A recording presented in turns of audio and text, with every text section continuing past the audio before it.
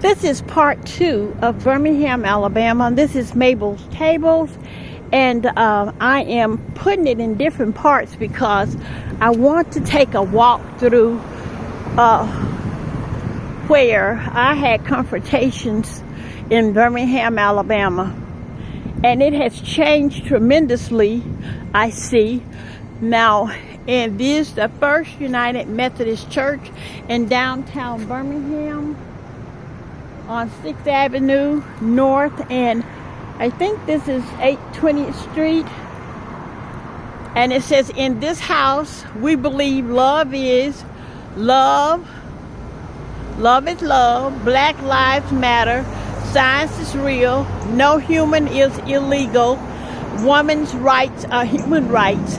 All genders are whole, holy, and good. And that is the First United Methodist Church of Birmingham. So I'm going to be walking, showing you different things that has happened in Birmingham and the different changes that are here in Birmingham. This is part 2. And I'm not trying not to make each video long. This is what they call the promenade across the street over there. It's a promenade. I haven't been on the inside of that. I think I might go and see, can we get on the inside of the promenade if it's not closed down. Look like it's closed down, so I'm not sure. I don't see any shopping areas or anything in the promenade. So that's it across the street.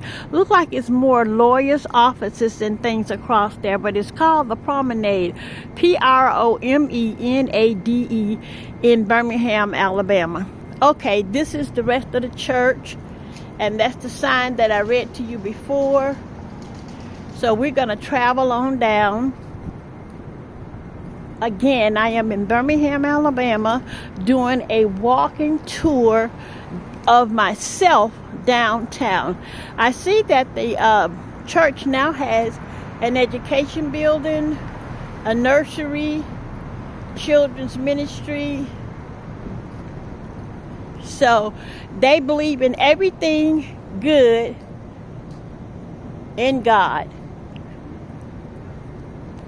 And if I'm not mistaken, this used to be the rectory to the First United Methodist Church right here. I don't know what that building is now. So I'm not sure.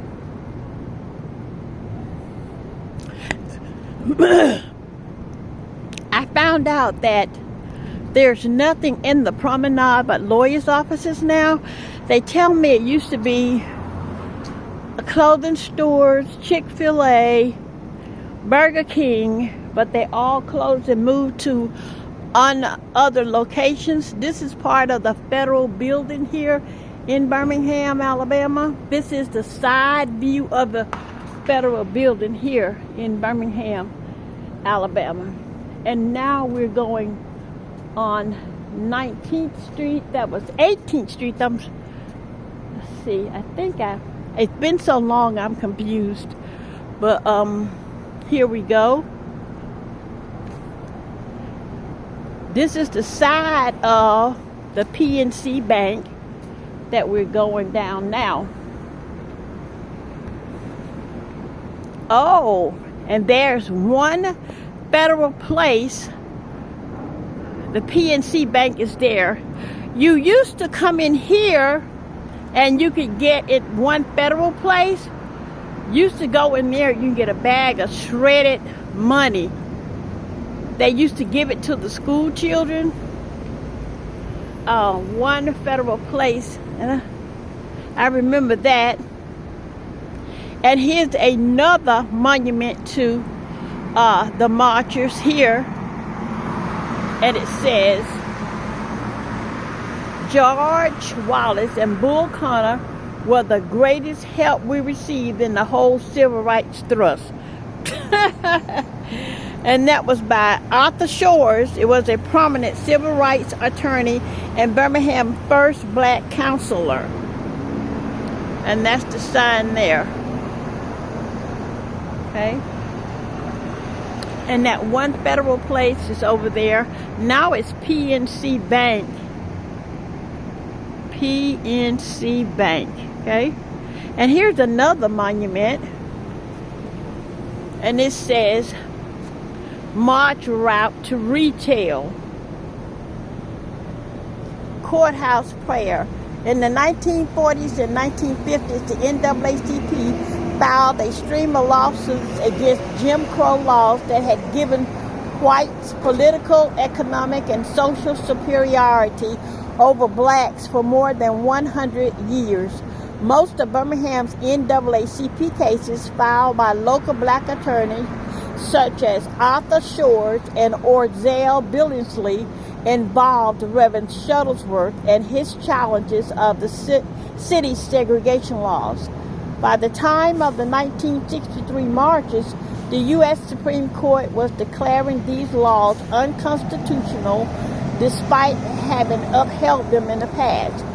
Federal judges in the modern era reversed 100 years of state-approved segregation, especially in the American South. And this is in 1963. And this is a march route. Okay, we're going to go on around to the front of the federal building. This is the front where a lot of people say you come in here for bankruptcies and to get ruptured. They called it. You come in here to get ruptured, but it's actually a federal building here. And there's the sign, federal building, U.S. Courthouse. Can you see that sign? Birmingham, Alabama. James A. Wetmore, architect, 1921. Let me go up the steps so you can see that sign more. There you go. And this is Mabel's Tables, and I am do a small walking tour in Birmingham, Alabama. Two places that I have known as a child. And most of this federal court, even in Birmingham, Alabama, would not take bankruptcy cases for black people. People of color were not allowed to file bankruptcy. We're going to go on down, and I think we're coming to the entrance of the court, and I'm going to cut this off because we have people standing out here, and I do not want to take anyone picture or to do anything against anyone because I don't have permission to do that. I'm going to take this last sign, and then I'm going to cut you off, and we'll start again.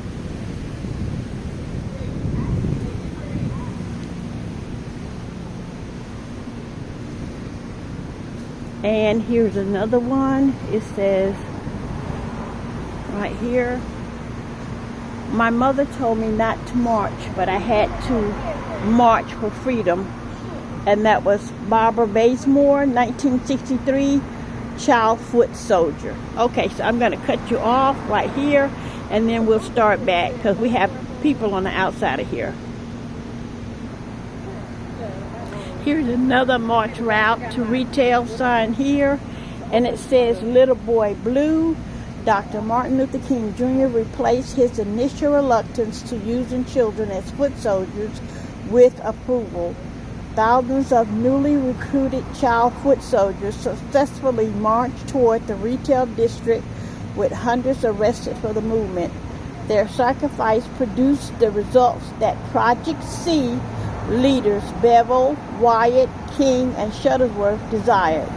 Jails packed with African Americans who simply had taken a nonviolent stand for equal rights and human dignity. Pictures in the national news and newsreels of black children under attack and in jail cells were much more compelling than any number of words about the movement. And this was in 1963 as well. I am now at Fifth Avenue Square, and here we're going to see another post, and it says A small body of determined spirits can alter the course of history. And this is a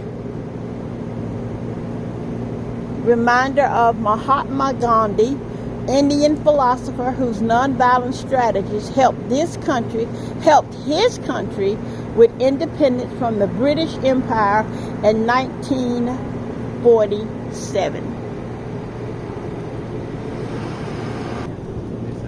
Coming up on us, we will see Hugo L. Black, United States Courthouse, right here. And I'm putting it to the side because there are people here and I'm not taping the people. It's against my regulations. But that's Hugo L. Black Courthouse. And we're going to go across the street here to look at the reserve here in Birmingham.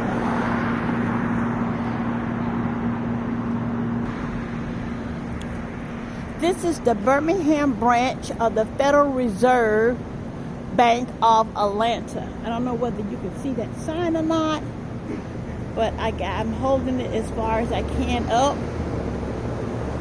Birmingham branch, Federal Reserve Bank of Atlanta.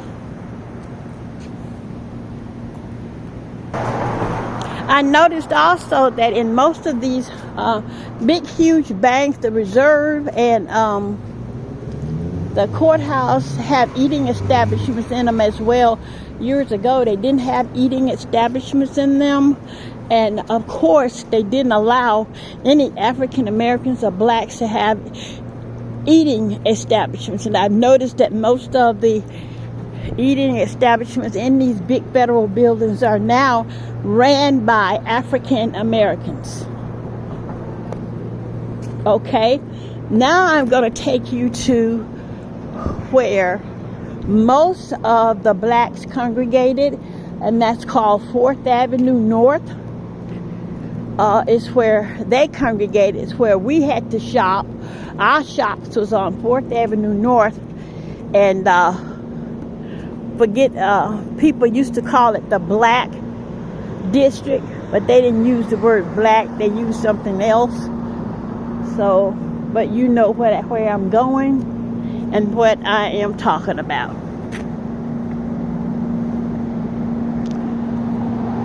I'm not going to turn down that way right now. I'm going to, you see the sign that says 4th Avenue District? This is where most of the blacks had to shop. They came to eat. They came to the park. And they came for entertainment for their children. I think I will walk down there because I want to see what's left down there on 4th Avenue. Well, I was told that they still have a lot of stuff there. And I really want to see for myself. And I'm sorry if this video is long. It is long because I am showing you what has happened in our district. Oh, look what they did. 4th Avenue legend, Odessa Woolfolk, and Tommy Wren.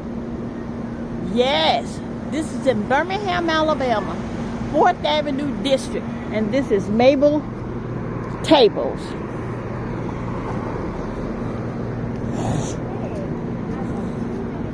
So I'm still walking, and I'm going to go down the 4th Avenue district. It's been a while since I've been here. Everything looks different to me.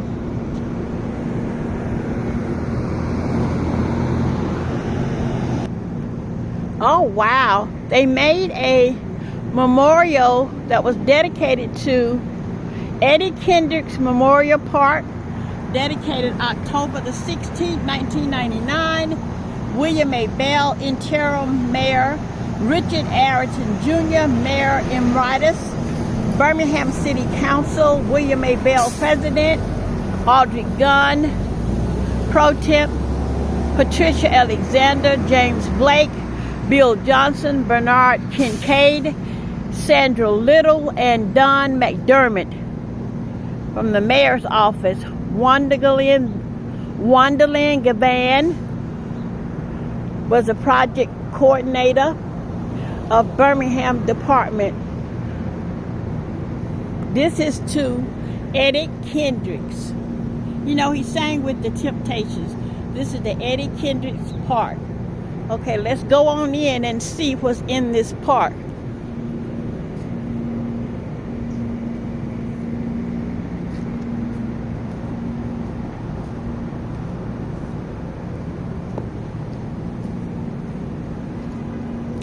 This used to be the Brock Drug Building. Used to be a drugstore here. And also, it used to be the Palm Leaf Hotel. I remember the Palm Leaf Hotel. It was a hotel that only blacks could stay in, were allowed to stay in down here. So, and the Harlem Shoe Shop and the Jones Valley Barber Shop. All right now. I remember all those things from as a child. So I'm going to walk through the park here and see what else is set up here. Very nice park. You can tell that, okay, the homeless are sleeping on benches here in this park. There's their cardboard that they sleep on.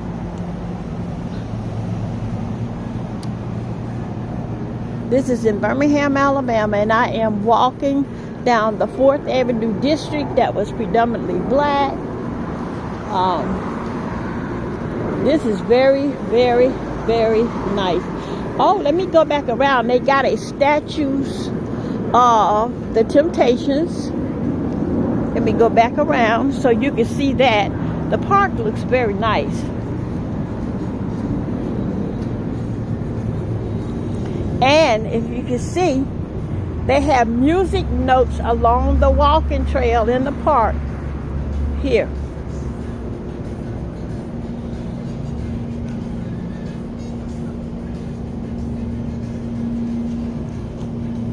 There you go.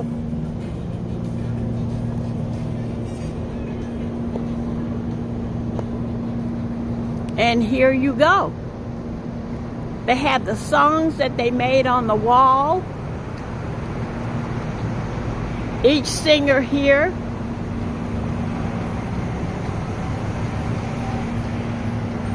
oh, look at that. Isn't that beautiful? And they have down here Eddie Kendricks, Birmingham, Alabama. That is awesome. And you can hear music playing slightly. Just take a look at that. The Eddie Kendricks Memorial Park on the 4th Avenue District in Birmingham, Alabama. This is Mabel's Tables. Don't forget to pray for someone else besides yourself. And always know that God is alive and well. And I will continue this on a part 3.